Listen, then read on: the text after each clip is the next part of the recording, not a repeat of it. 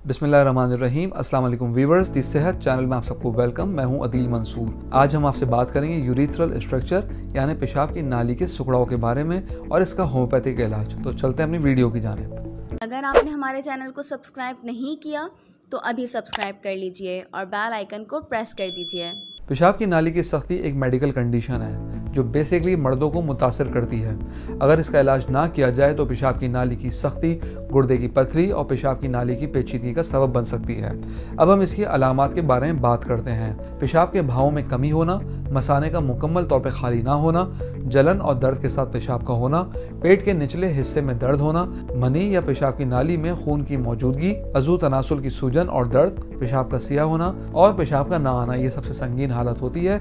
ऐसी कंडीशन में फौरन डॉक्टर से कांटेक्ट करना चाहिए। व्यूअर्स, वीडियो में आगे बढ़ने से पहले मैं आपको रिमाइंड कराता चलूं, अगर आप नॉलेज हेल्थ मैगजीन के ई मेंबर बनना चाहते हैं तो स्क्रीन पर दिए गए व्हाट्सएप नंबर पर अपना नाम और शहर का नाम लिख के व्हाट्सएप कीजिए और हर महीने नॉलेज हेल्थ मैगजीन अपने मोबाइल पे पढ़िए। तो चलते हैं अपनी वीडियो की जानिब। व्यूअर्स, अब हम बात करते हैं इसके होने की वजूहत क्या होती हैं। पेशाब की नाली में तंगी और सख्ती आमतौर पर टिश्यूज की सोजिश की वजह से होती है।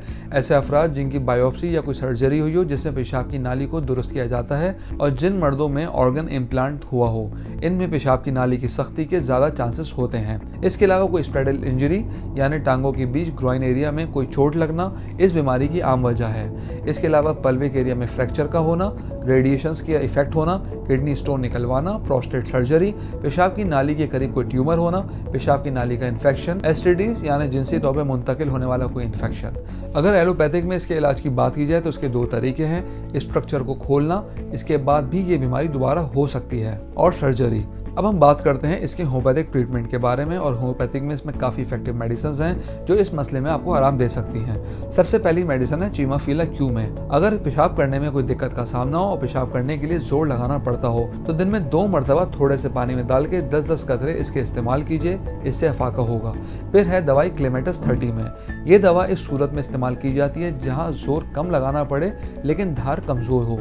ये दवाई 5-5 कतरे थोड़े से पानी में डालकर दिन में 3 बार लेनी चाहिए। इसके अलावा थर्ड कंडीशन है पेशाब में जलन होना। ऐसे में कैंथ्रिस 30 बड़ी इफेक्टिव दवाई है। तो पेशाब में जलन हो और पेशाब बार बार आने की सूरत में इस दवा का इस्तेमाल मुफीद है। इसको भी दिन में 3 बार थोड़े से पानी में 5 कतरे डालकर इस्तेमाल कीजिए। व्यूअर्स, ये दवाइयाँ आप 10 से 15 दिन इस्तेमाल करके देखिए। इलाज ना आने की सूरत में अपने डॉक्टर से मशवरा कीजिए। हम उम्मीद करते हैं आज की वीडियो आपको पसंद आई होगी। कमेंट बॉक्स में राय से ज़रूर आगाह कीजिएगा। अगली वीडियो तक के लिए अल्लाह हाफिज़।